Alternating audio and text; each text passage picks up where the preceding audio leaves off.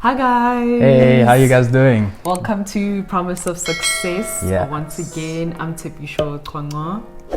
And I'm Phumelele. Yeah, so we just did our first video last week, and thank you so much for the feedback. Yeah. I got a lot of feedback actually in my inbox on WhatsApp. I don't know, my peeps don't wanna come out there. I don't know why. did you tell them not to? Don't be shy to comment, guys. Yeah, It's okay. they don't want to, but they tell me, like, they text me, they're like, but anyways, to those that did comment publicly, thank you so much. We read each and every response, and we did reply to that. Yeah. So today we decided that we're gonna talk about, wait for it, divorce and dating. Ding ding ding ding. The reason we decided to talk about this is because, like, as you guys can already tell, we're really passionate about marriage, and we're passionate about making it work, and whatever we have learned, we would like to teach other people to, you know, implement the same thing and get not the same results, but better results. Get better results, get ahead more. Yeah, no, I think there's no one way to do marriage, and I don't think we're coming to give a one way to do marriage, but there is a God way to do marriage, and that's what we want to share, like the things that the Word of God says about marriage, and that's what we're passionate about, teaching that, because that is what is the powerful foundation of marriage. And if you can get that part right, then you can kind of, like, in your way, your marriage specifically, make it a better marriage. Definitely. Yeah. So then we'll also obviously be sharing our story, like how we did it, what we did, what we didn't do, and I hope that helps you guys. And by the way, we're not forcing anyone to do anything, so please don't come for us. I will personally delete your comment. I will delete your blog. No, but seriously, like, there is no one size fits all. No, really we're just sharing what God has done for us, like us. Okay, so if it helps you, use it. If it's not gonna help you, discard next it. video. Yeah, next video, on to the next one, next YouTuber, whatever you have to do. So we're first gonna start talking about dating. Then we're gonna talk about what we did, how we did it, and then we'll end it off by talking about divorce. Yeah. So the spectrum. So in terms of dating, I started off by, first of all, I was a messed up child. Didn't have Jesus. Doing it the world's way initially. But then in 2004, I think 2004, 2003, I met Christ, and then Christ became the foundation of my life. So then 2004, I made a pact with God. Like what do they call that? It wasn't a purity.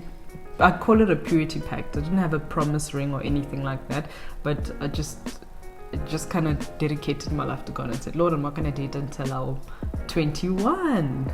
Yeah, and then that's what happened. So I think since then I've just been waiting for my dude, and people made fun of me. But you know who made fun of me? Church people. Yeah. And then then I didn't date until I didn't date all through my high school career, and then only like recently after matric in IP. No, like during matric, and then of course you're looking for matric dance dates, you're looking for, like, you know, situations. You're like, where's my guy? And then that's I had a couple of love interests, but they didn't materialize into anything serious. What about you? Nah, me, I got saved like 2011, 2012, so I mean, I haven't been saved as long as you have, but, like, I mean, generally speaking, I haven't had many relationships before ours. I could probably count on my, like, one hand, literally, throughout my whole schooling time and everything. So yeah, but I mean, obviously, as you're dating, you're doing it the way you believe you're doing it, and you believe you're doing it right. But I mean, of course, if you don't know the right way, you'll never be able to implement and do the right thing. So yeah. And then come 2013, we decided to talk. No, we didn't talk. There was a friend that pushed us. Helen. Thank you, Helen. Helen, our matchmaker. You don't agree? Yeah. He doesn't agree. But it's okay though. Helen pushed us to talk, and then we talked, and then I think that time we decided that we are going to get married. Yeah, literally. So, but I'd known him. How long had I known you for? I think I'd known you for like It was like probably about A year. 2 years. Nah, we knew each other. Talk about we being knew forward. we met and knew each other for like probably about 2 or 3 years. No, not even 3. No, what isn't it? Because 2011, remember? 2011 was a time you had come to Boys High, wasn't it? Was it 2011? If I'm not mistaken, I think it was 2011. It was 2011. So 2011, yeah. 2012, 2013. So 2013, yeah. Yeah. So we had known each other for that time. We had briefly spoken, had few interactions here and there. Yeah. And also in 2013, which is the year after we matriculated, we did a year of your life In Pursuit. to God, which is called In Pursuit. Yeah. My parents said no, so I only drank like midway. But yeah, that was an incredible time. Ain't no black child taking a gap year in my house. Yeah. So Pom had already started with all the others, and then I joined like mid-year, and then we talked in I think November. Right. Yeah, it was like November, December around there. December, which is so weird because I think the year before we were going on holiday, and I told my parents that we need to go to Durban for holidays. Yeah, she came through to Durban. Paul lives in Durban. Yeah. He was originally from Durban. At that time, yeah. He was aboard at Boys High, and then I told my family we're going on vacation in Durban. And yeah, but we didn't even see each other that much though. No. It's like one day, really. the day that we were leaving actually. Yeah, at the Very beach. short Yeah. at the beach, day that we were leaving. Yeah, and then we talked 2013. And then I'm like, okay, so what's the plan? Because you're not just gonna come drop a bomb. And then he's like, okay, so first of all we're gonna speak to I hear footsteps. I hate hearing footsteps. He said we're first gonna speak to our parents and then speak to our pastors and then make a plan to get married. Yeah, that's what you said. I actually have this in writing somewhere. I recorded everything. Always record everything, the ladies' voice. So yeah. Wow. Yeah, then we spoke to our pastor. At the time told us to wait. Yeah, so wait a bit. Obviously we because were still quite young. So yeah, but I mean it was cool. And I think a year after that then went into varsity. And yeah, I think that's when we had like our first like proper like date actually. Was the following year. Yeah, when he was at Vitz. Yeah, you were at Vitz. I remember we came and we went to like a coffee shop. But what's important? What can people take away from all of this so far? What we've said so far? Well, I mean, there's a lot of parts we haven't even spoken about. Like, so first and foremost, I didn't just approach her just because I liked her, just because. I mean, I could see the person, I could see the interaction. I spoke to them, I got to know them within the vicinity of other people as well. And so you don't just see a girl and you want to approach her just because she looks beautiful or she can speak well or any of those characteristics or traits. I mean, those are all like plus, like, I mean, it's great, but the reason I approached Tshepi was because of how she loved God.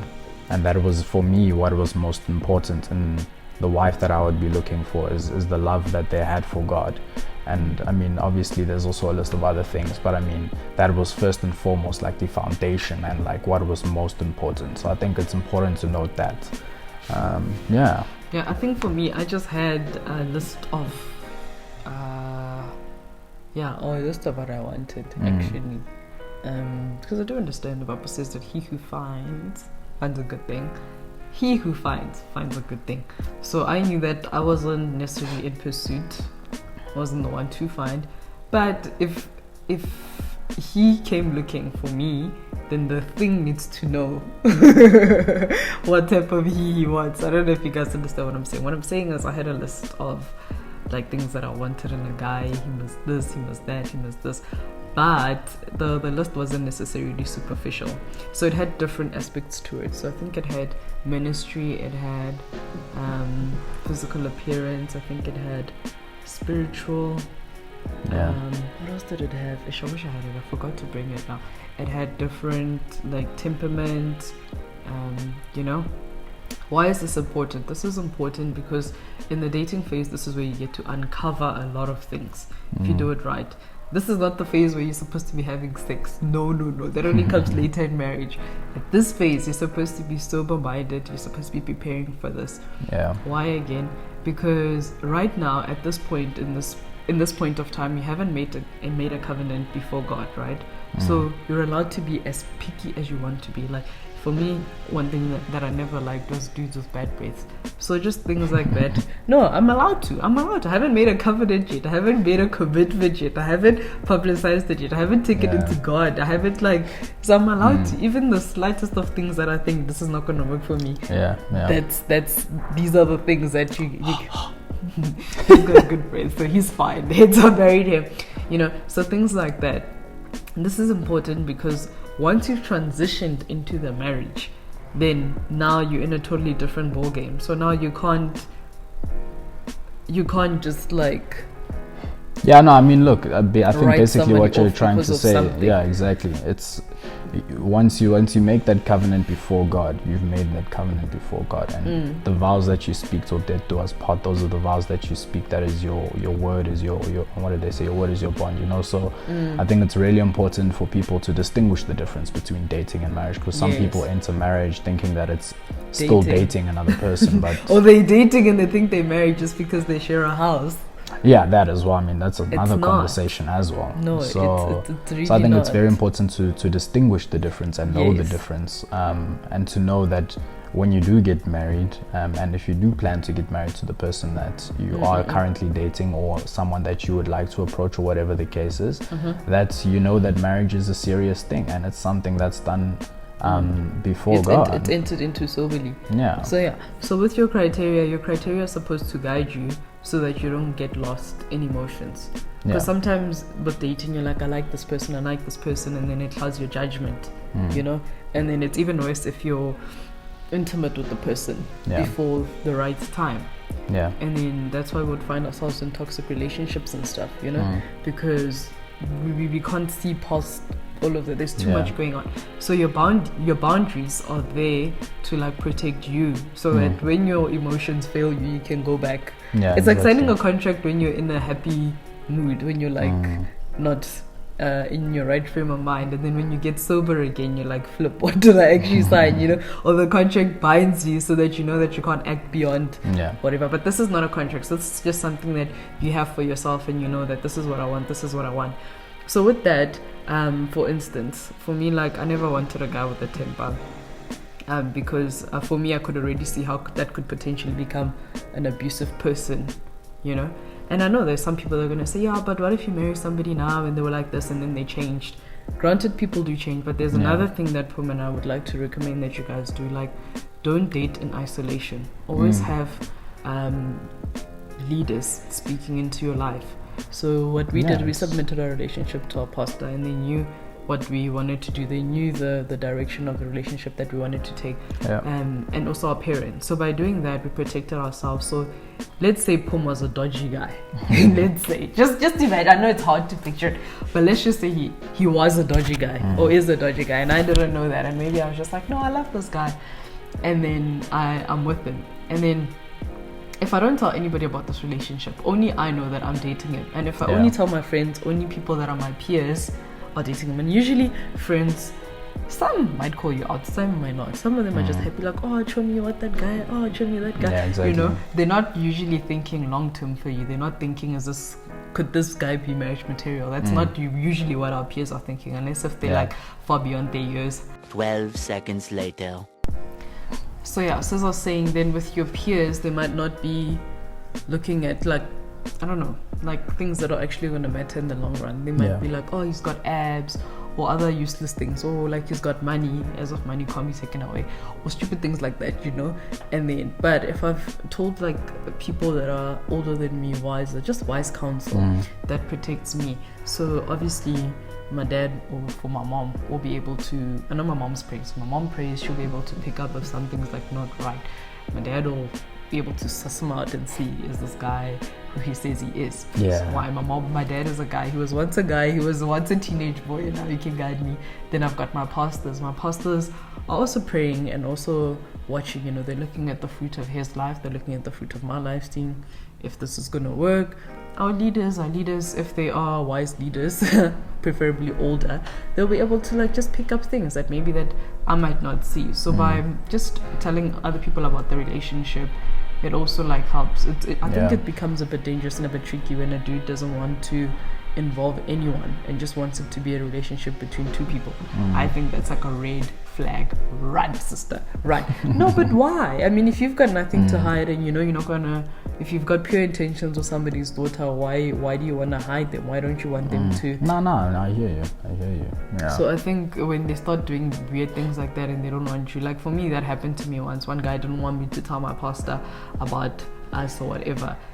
Meanwhile, to find out there was like a whole reason why. Then I later understood why. Because first of all, I wasn't the only girl, so there were a couple of us, and that was the only way that he could like keep it, you know. Because if I didn't tell my pastor, then and he tells all the other girls not to tell their pastors, then the pastor will never know. So then that way we end up. So you just play yourself by just doing things in darkness. Yeah, no, I think it's important just to be. Just to have, like you're saying, wise counsel at the end of the day. I think that's what it boils down to. Just to have people in your life who can speak wisdom into your life. The same way you would go to someone older than you or someone who's more advanced in years, like you were saying, than you in certain other situations in your life, you can do so with relationships as well. Firstly, we discussed having boundaries, why that is extremely, extremely important. And we talked about having accountability, right? So after now the dating phase, now you're considering marriage, right? Because I don't know, for me, I didn't get into a relationship if it didn't have purpose or if it wasn't going somewhere. Like same way I wouldn't get into a taxi not knowing if this taxi is going to where I need to go. If in Naki I go mums and I stop this taxi, I'm like, is this taxi going to mums? Then no sisi, I go mums. I don't get on that taxi, you know. I don't get into the taxi and suddenly hope that they will reroute or that it will suddenly magically take me to my destination. No. So same with dating. So if I meet a guy and I'm like, I want to get married, he's not trying to get married. Okay, bye, next girl then. You know, then you can go along because I know what I want. I knew that I wanted to be a wife. I didn't just want to be a girlfriend. I never called myself a girlfriend. I was never somebody's girlfriend. You know. Then I think then we started premarital counseling. We started it quite soon and we were told not to start it as soon as we did. But I think it's because we were saying some of the stuff if we teach you won't be applicable. But I think it was marriage. Also tricky because we weren't both in the same place at the same time. So that's why we wanted to do it, because we weren't sure of our schedules and that kind of thing. What was happening. But I think on the points of purpose, I think it's very important on both sides, not just the woman's side, from the guy side as well, to look for a woman who's actually going to bring or support the purpose of your life and who has purpose as well, or who even realizes, because everyone has a purpose. Some people just don't get the opportunity or don't even give themselves that chance to realize their purpose. So it's very important for the guy as well to look for a woman who will support your purpose, but at the same time have purpose as well. So like you want to look for someone who's focused, and you want to look for someone who's going to be taking you and your family and supporting you in the right direction. You don't want someone who's going to be taking your dream and your goal and your purpose down. You need someone who's going to be actually supporting that.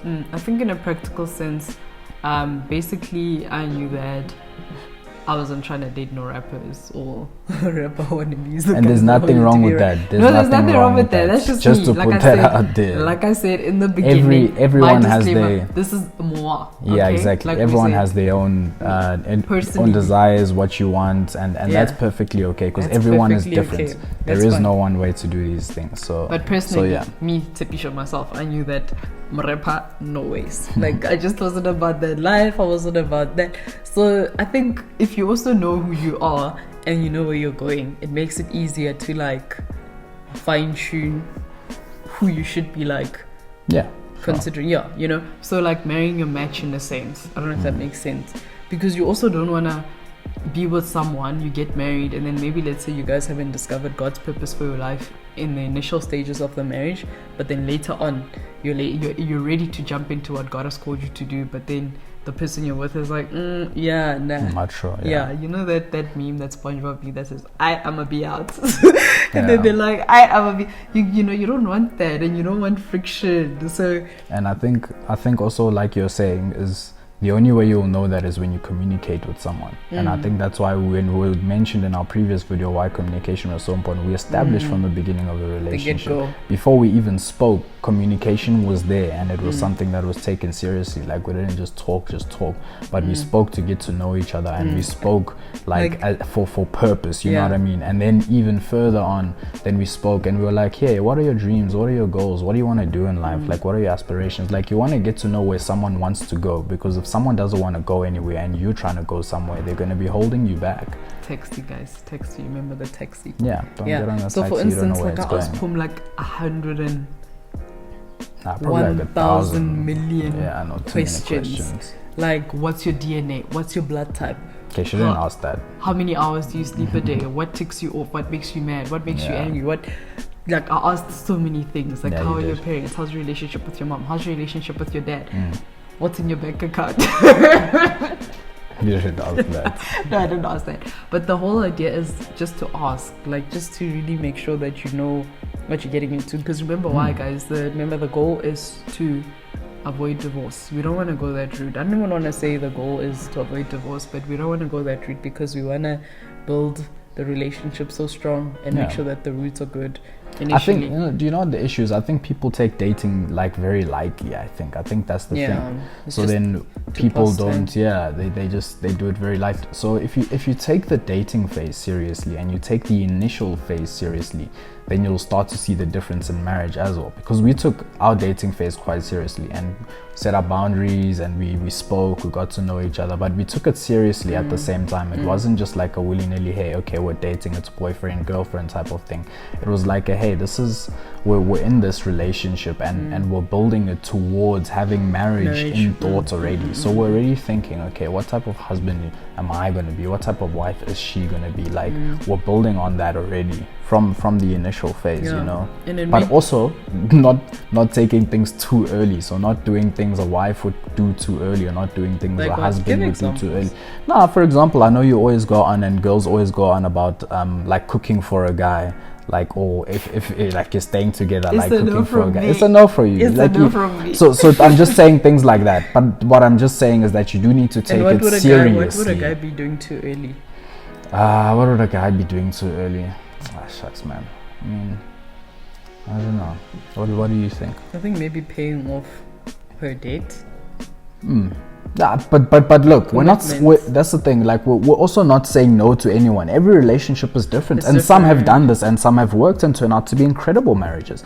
We're just saying that sometimes don't blur it's very important to take dating seriously and marriage even more seriously, because it's a covenant before God. But at the same time, you don't want to blur the lines between the two, where you're kind of now feeling like you're already married while you're dating, and the other way around, where you feel like you're dating when you're married. It should feel like you're dating when you're married because of the love and how it should feel, but at the same time, it should be taken more seriously for the fact that it's a marriage and that it's now a covenant, and it's actually a more serious relationship, if anything. Yeah. So yeah, I mean, I hope that helps somebody. But yeah, so then you wanted to jump on about the divorce. I think I jumped in before you were about to say something. You see what happens when you interrupt me? I don't remember now. Oh wow. Anyways, but I think we just wanted to say that, like you were saying, the not like divorce shouldn't be like avoiding divorce shouldn't be the goal. Avoiding divorce is not the goal, but what we aim to do is we want people to have like super strong marriages, so that divorce isn't even something to consider. So even so we're actually talking about premarital counseling. That's what we're talking about. Premarital, yeah. And that's very important, because I see people get married and then they do premarital counseling after they've booked the venue, after they've ordered the flowers, after they've sent out the invitations. Can someone tell me what's wrong with that? You can't do that. Like, the whole point of premarital counseling is supposed to uncover what maybe you weren't able to talk about on your own, or what maybe things that could potentially stop you from getting married, you know. But now, how are you gonna deal with that if you've already paid for all those other things? You're probably just going to be like, oh, flip, I can't cancel the wedding. Yeah. We have to go through with it. Yeah, exactly. And it's also literally like that thing we're saying about like the wise counsel. Because when you're dating, like you're saying, like your judgment is clouded. Even if you have a pastor and even if you had a leader, there can still be a cloud of like, or a haziness in front of you because you love that person. So there's certain things you might not bring up and talk about with that person, not because you don't want to, but just because they slip your mind and you don't think about them. And then when you go to premarital counseling, there's questions. No, I'm just thinking, like I'm just thinking out. So when you go to premarital counseling, they ask you questions which you realize you haven't asked in the relationship, either or, the woman or the guy. So it's not like I didn't want to ask this question, or it's just like you forget and you don't think about those types of questions. That's why it's important as well, because when you go to premarital counseling, they uncover things about marriage that you wouldn't have previously known. Even more importantly, about yourselves. About yourself as well. And I think that's what's important as well, is that you think you might know what marriage is, but you really don't. So it's very important. And as much books as you read, as much things that you might watch about marriage, you know some things about marriage, and that's perfect. That's good to know things about marriage, but to have that extra, like that person who is actually married counseling you as well, premarital, like you were saying, before you're getting married, is very important, because there's things that you will discuss there that will really assist you when moving forward in the marriage, because you realize what is your role as a husband, what's your role as a wife, and what is your role together as well, and how do you build the marriage, you know? Yeah, and it also helps you, like, maybe just in case you find out something that you maybe feel like if you had known this earlier, you probably wouldn't have chosen to get married to this person. So that's why I say you need to do it before you pay for your venue, before you order your flowers, before you send out your invitations. I mean, because like rather, a cancelled engagement than a marriage ending in divorce. So yeah, guys, those are our tips for building a good solid marriage, because like we really believe it's the preparation before like any great thing, before you climb Everest, it's the amount of work you put in the gym, my personal preparation consisted of watching a lot of stuff about marriage, reading books. I have lots of books about marriage, books about dating, asking people that are married, taking solicited advice, not unsolicited advice. Because I don't like people that are just gonna come pour their brokenness onto you and tell you why marriage is not gonna work. No. Like, let me come and ask you, and when I ask you, then you can tell me. Not you just already telling me about how marriage is terrible, men are what, and no, you know what I'm saying. So I think that's it from us. Yeah. Is there anything that I left out? No, I think that is it. If there's anything else, we'll obviously cover it in future videos, but that's what we wanted to share today. Let's build strong marriages, guys. Let's take down that divorce rate. And one thing I just wanted to say is that once you bring the marriage to God, it's like a covenant. So now you can't, like, now you've brought God into it. You can't just walk out on God. Am I saying God hates divorcees? No.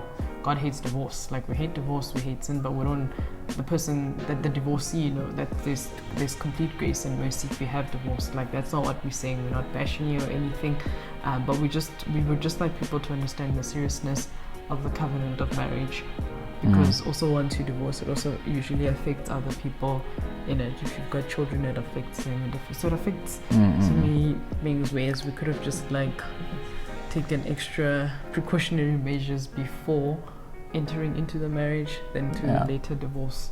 Yeah, I think pre-marriage but also during marriage is important, because that's where things actually fall apart. So I think, maybe in another video we can cover that, but I think even during in the marriage, it's important to make sure that you have your marriage on the foundation, on a strong foundation. And obviously, if you didn't build a strong foundation before you got married, it's very possible to go back and build a strong foundation while you are married. So I think it's very important. So if you don't have that foundation, you can work on it. You don't need to feel like, I missed my chance. No, it's okay. It is okay. There is always grace, and you can go back and you can build stronger. So yeah, I mean, I hope that video has helped you guys. Yeah, like she said, we're passionate about helping people. So much love to you all. Have an incredible day, night. But yeah, whenever you're watching this, have a good time, and yeah, we'll see you guys on the next video. Bye. Cheers. Bye.